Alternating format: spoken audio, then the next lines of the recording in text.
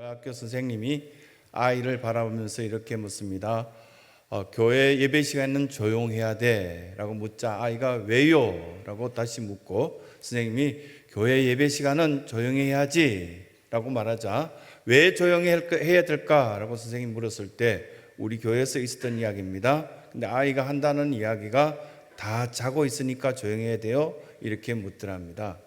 아이들의 생각들이나 아이들의 발상들은 굉장히 창의적이고 예쁩니다. 무슨 말을 해도 다 예쁘고 무슨 생각을 해도 다 참 깨끗한 느낌을 갖는 그런 경우가 있는 것 같습니다. 지자체에서 아이가 태어나면 100만 원씩 주는 지자체가 많이 있습니다. 또 지방에서는 더더욱 이렇게 심한 어떤 여러 가지 일들을 펼쳐놓은 것들이 있습니다. 어제도 TV 속에 보니까요. 시골 지역에서는 집을 수리해서 이렇게 무료로 집을 줄 테니까 젊은 층들 내려오라고 이사 오라고 그렇게 이야기해서 많은 서울에 살던 젊은 층들이 그곳에서 살기 시작한 이야기들을 쭉 했습니다.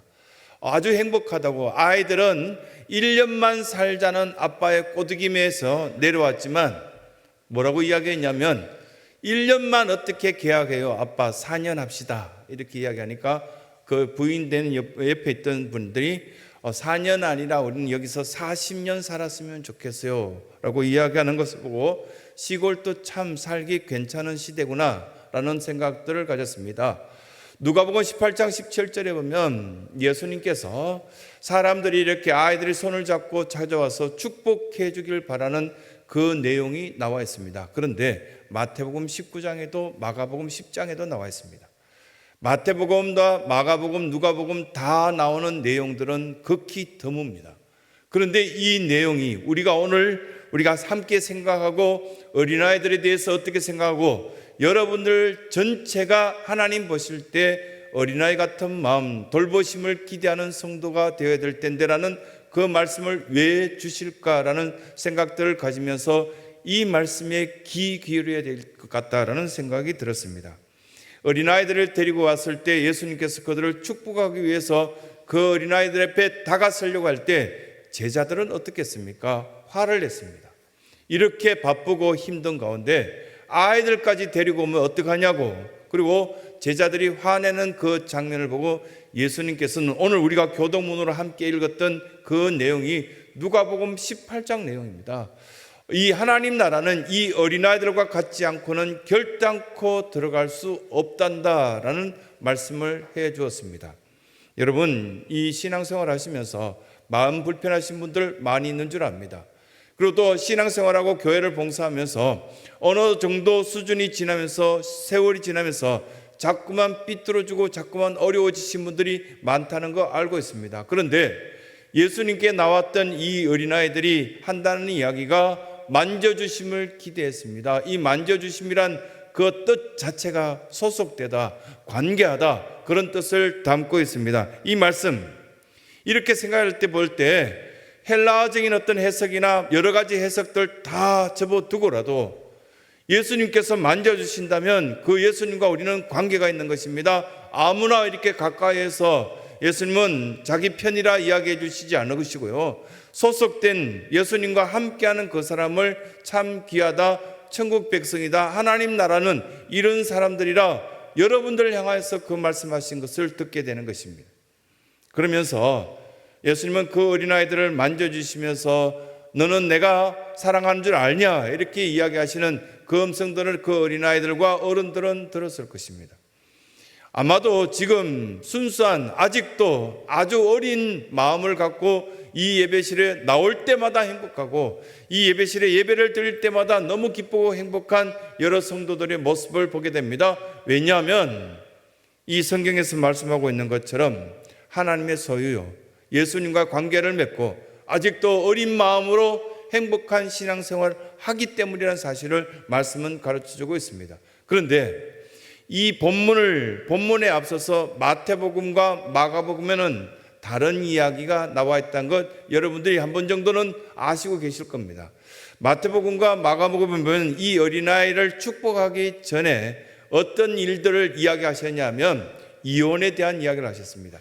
하나님이 짝지어 주신 것을 사람이 나눌 수 없다라는 라는 이야기를 예수님께서 그들을 향하여서 이야기하신 내용 그 다음에 이 어린아이 이야기를 마태복음과 마가복음에 하셨거든요.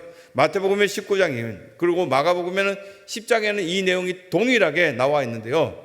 사람들이 찾아와서 좀 마음에 들지 않으니까요, 뒤틀리니까요, 살다 보니까요, 이건 내 사람이 아닌 것 같고, 그리고 또 기분 나쁜 일들이 많이 생기니까 이제 헤어져야 되겠습니다. 이게 하나님의 뜻대로 이게 맞는 겁니까? 라는 질문을 했을 때 하나님의 짝지어 주신 것을 사람이 나눌 수 없단다, 이 가르침을 주시고 난 뒤에 순수한 이 아이들은 만져주심을 바라고 예수님께 나온 것처럼 내가 하나님께 관계를 맺어진다면 그 다음부터는 영원히 그 관계 속에서 생활하는 것이다. 감정적으로 좀 기분 나쁘다고, 이건 아닌 것 같다라고, 내가 생각하기엔 이건 아닌 것 같은데요, 사춘기 접어든 아이들처럼 너무너무 순수하고 예뻤던 그 아이들이 이제 열몇 살이 딱 지나면서부터 자기 생각을 이야기하고, 그리고 너무너무 말 잘하는 그 말투로 따지기 시작하는 성도들의 생활이 정상적이냐, 그렇게 말씀하신 것을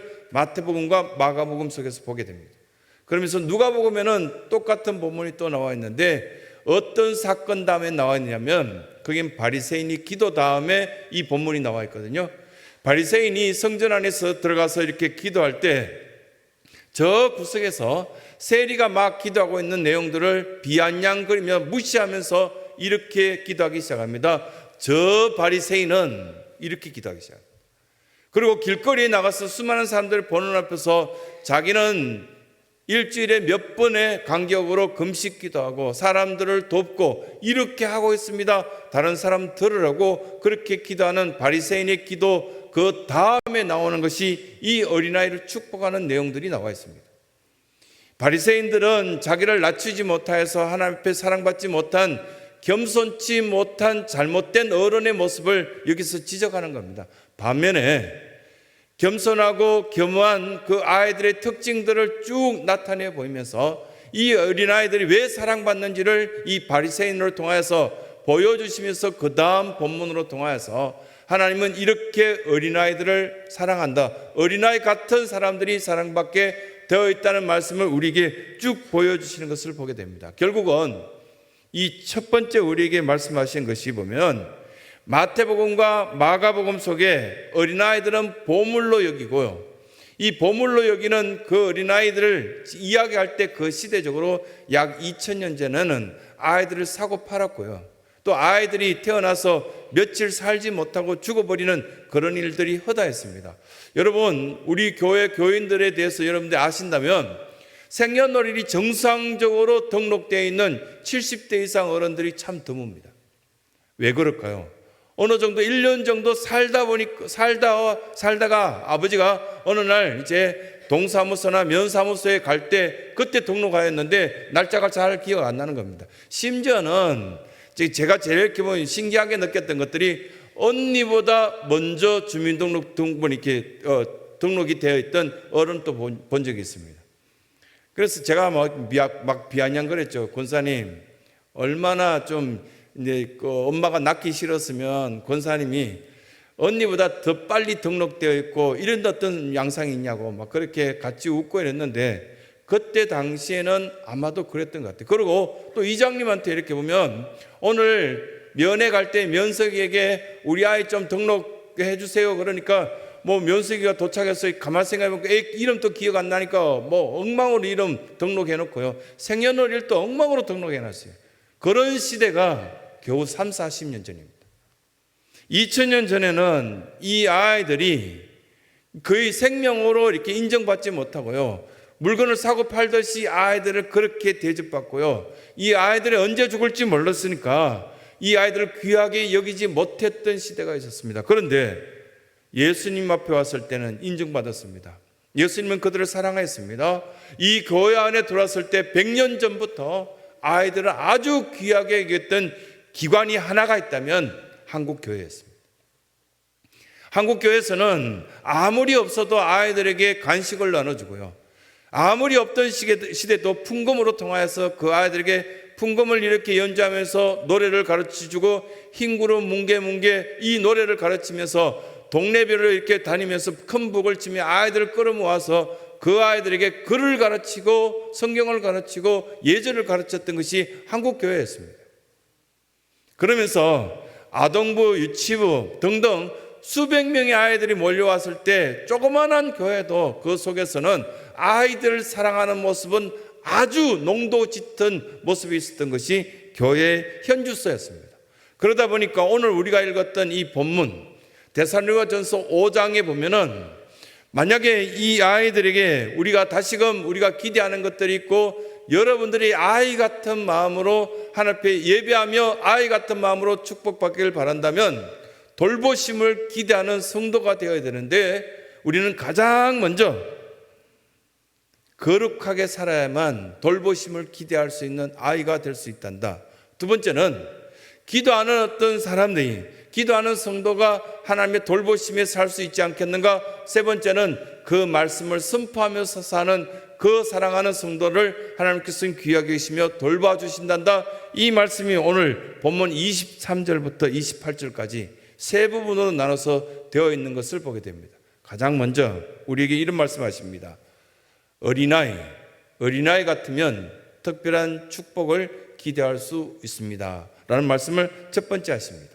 23절 시작할 때 보면 평강의 하나님이 친히 너희를 온전히 거룩하게 하시고 또 너희의 온 영과 혼과 몸이 우리 주 예수 그리스도께서 강림하실 때 흠없게 보존되기를 원하노라. 이 말씀을 하시면서 악이 보이지 않는 그 존재가 있다면 이 땅에서는 생명체 가운데 어린아이들 모습을 보면 발견할 수 있다고 말합니다.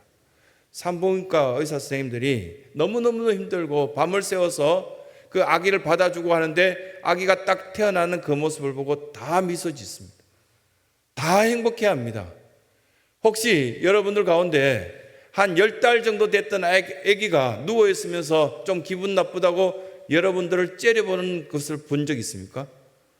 애들이 혹시 태어난 지 몇 달 안 됐는데 아주 너무너무 기분 나쁘다. 지금 빨리 기저귀도 안 가르쳐주고 그런 어떤 엄마나 할머니 보고 이렇게 일어나 앉아서 왜 이러세요 말하는 아기를 본 적 있습니까?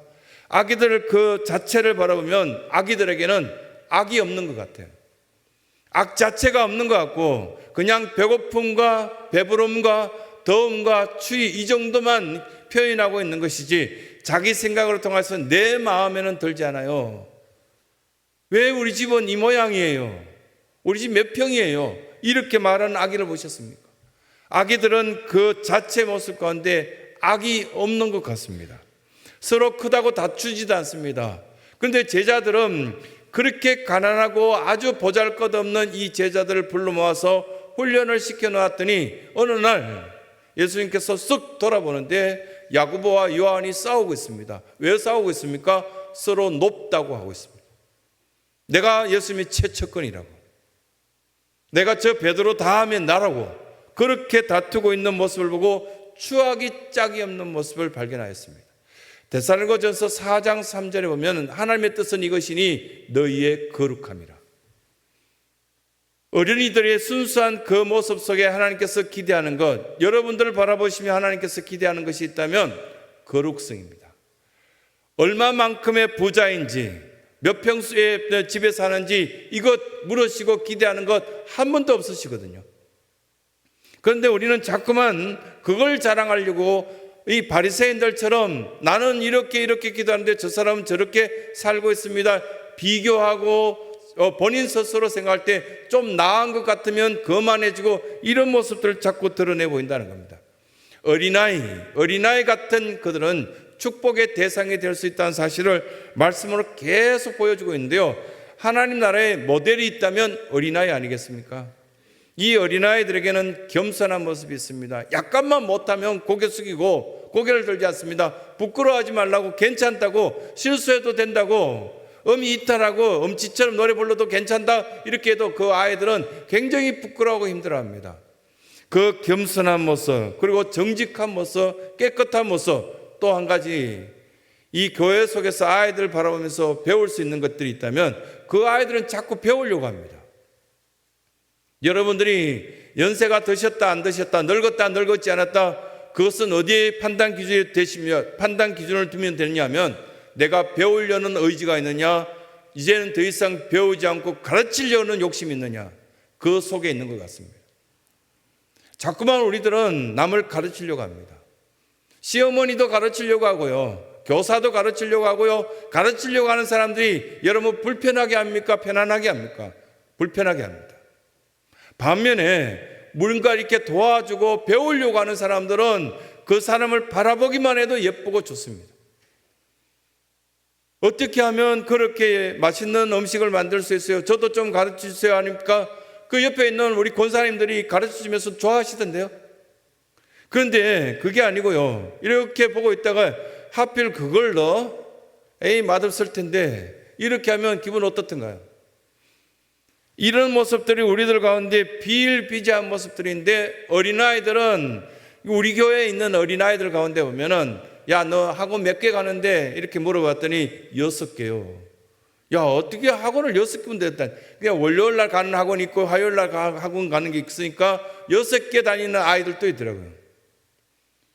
너무 힘들지 않아? 배우는 게 재밌어요. 이런 아이도 있지만 엄마 욕심 때문에 가는 아이들은 많이 힘들어 하더라고요.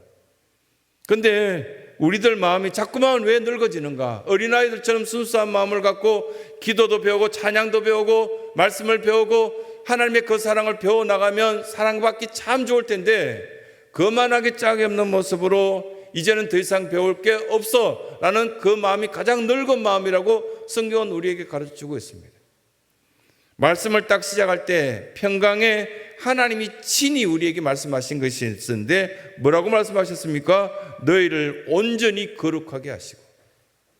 저나 여러분들이 노력한다고 거룩하게 되어집니까? 거룩한 척 하는 거죠. 말투도 거룩한 척하고 행동도 거룩한 척 할 수는 있습니다. 그러나 옷 입는 모양이나 모든 것들이 우리의 내면 속에 있는 인격이 드러날 그 가능성이 많기 때문에 참 조심해야 될 부분들이 하나가 있는데요, 온전히 거룩하게 하실 그 하나님이 우리에게 말씀하실 때 순종하는 것이 가장 최고의 축복받는 비결입니다. 어린아이들은 그러거든요. 엄마들이 이렇게 설득해서 이거 배우면 좋겠어 그러면은 그 아이들이 어떻게 생각합니까? 이거 배우면 내가 이만큼 성장하고 사랑받겠구나 해서 배우는 거 아닙니까? 근데 왜 자꾸만 우리는 거절하는가? 이제는 아이 같은 마음이 아니구나라는 사실을 우리 속에서 드러내 보이는 것입니다. 좋은 친구 사귀는 것, 생각도 깨끗하고 마음도 깨끗해지고 거룩하다고 이야기하는 이야기를 들을 수 있는 어린아이 같은 마음이 우리에게 필요하겠구나, 그 말씀을 우리에게 주시는 것입니다. 거룩성은 하루아침에 되는 거 아닙니다. 하루아침에 만들어지는 것 아니기 때문에 어린아이 같은 그 마음으로 우리는 계속적으로 배워나가며 축복의 대상이 될 수 있는 복된 은혜가 있길 간절히 소원합니다. 두 번째는 돌봄이라는 게 뭡니까? 지금 정부 정책도 주변에도 구청에서도 요구하는 것들이 주변에 있는 모든 사람들 돌봐주자. 어르신들 특별히 많이 돌봐줘야 돼. 자꾸만 쓰러지기도 하고 누군가가 옆에 계시지 않으니까 홀로 계시니까 돌봐줘야 된다, 이런 이야기를 참 많이 듣지 않습니까? 여러분들은 돌봄이 필요 없는 존재입니까? 아니면 돌봄이 필요 있는 존재입니까? 바울은 많은 기적을 나타내 보이면서 그 기적을 나타내 보였던 것들 자랑하지 않았습니다. 심지어는 죽었던 사람도 살렸고요, 안전병이도 이렇게 세웠고요, 수많은 기적을 보였지만 그것 바울은 자랑한 적이 없었습니다. 뭘 자랑했습니까? 사람들을 돌보기 위해서, 갈라디아 교회를 위해서, 에베소 교회를 위해서, 빌립보 교회를 위해서, 데살로니가 교회를 위해서, 디모데를 통하여서 많은 성도들을 돌보기 위해서 기도한 것을 자랑하였습니다. 세상에 있는 이 교회 밖에 있는 엄마들은 아이들을 돌보기 위해서 좋은 학교 보내려고 하고요, 어떻게든 좋은 것을 먹이려고 하는데, 우리는 이 교회 속에 예배를 드리는 저와 여러분들이 순수한 돌봄을 기대하신다면 기도부터 하라고 그렇게 성경은 우리에게 가르쳐주고 있습니다. 기도를 한 적이 없다고요? 그러면 돌보지 않고 내팽개쳤는데 어떻게 아이가 잘 자랄 수 있을까요?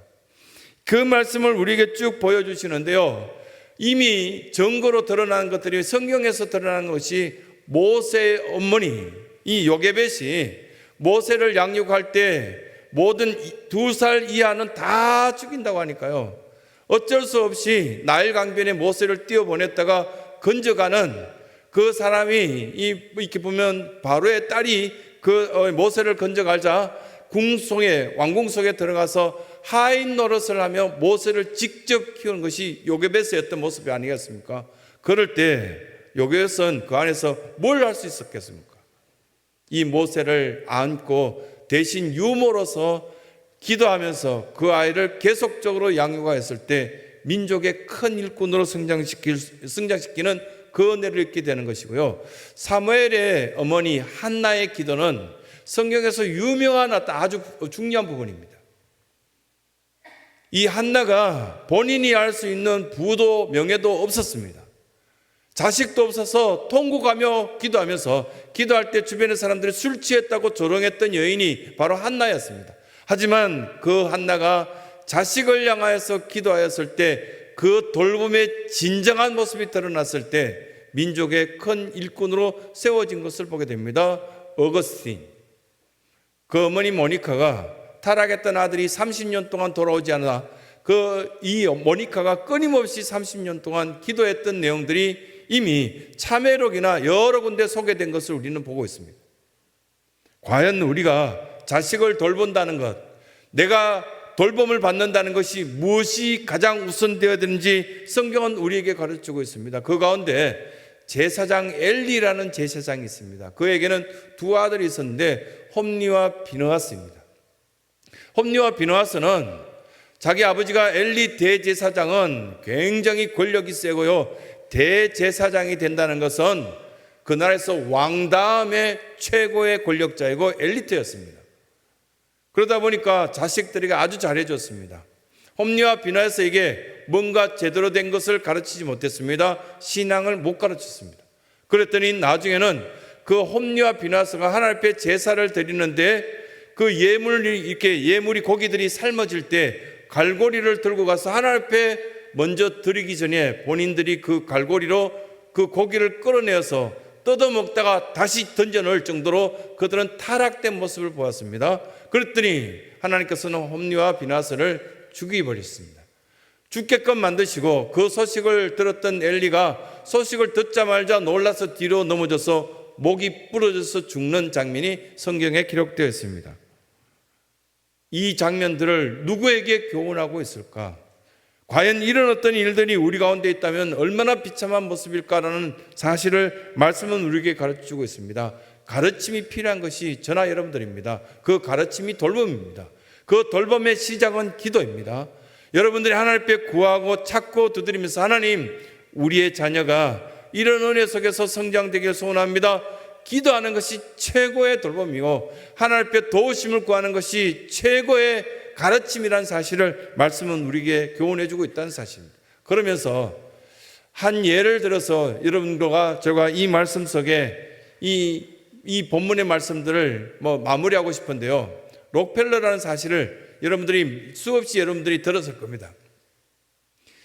록펠러라는 이 부자는 그 어머니가 오직 신앙 교육으로 통해서 그 가정 전체가 하나님 앞에만 우리가 바로 선다면 하나님은 우리를 버리시지 않고 좋은 하나님의 사람으로 만들어 주실 것이야, 이렇게 결단하며 기도했던 것이 록펠러의 어머니였습니다.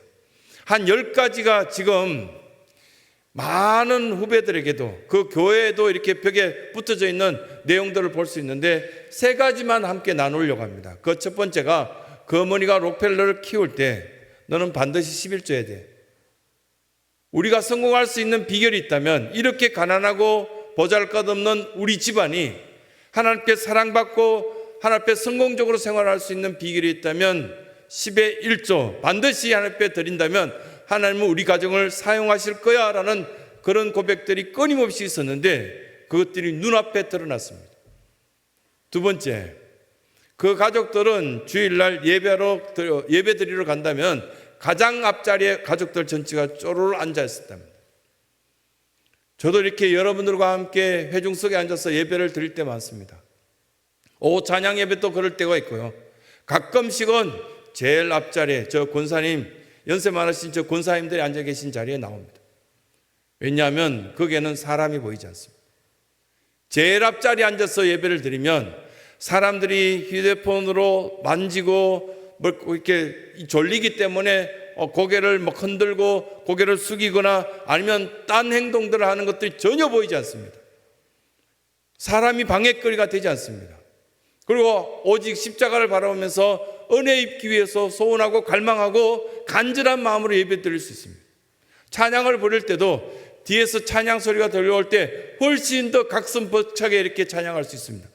그래서 록펠러의 가문에 제일 앞자리에 앉는 것을 그들은 아주 소원하고 기대하고 좋아했구나라는 것을 충분히 느낄 수 있었습니다.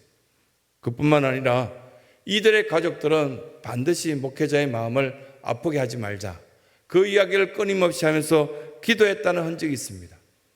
여러분, 여호와는 나의 목자시니 내가 부족함이 없으리로다, 이렇게 고백하는 것이 여러분들의 심정이고 여러분들의 마음 아니겠습니까?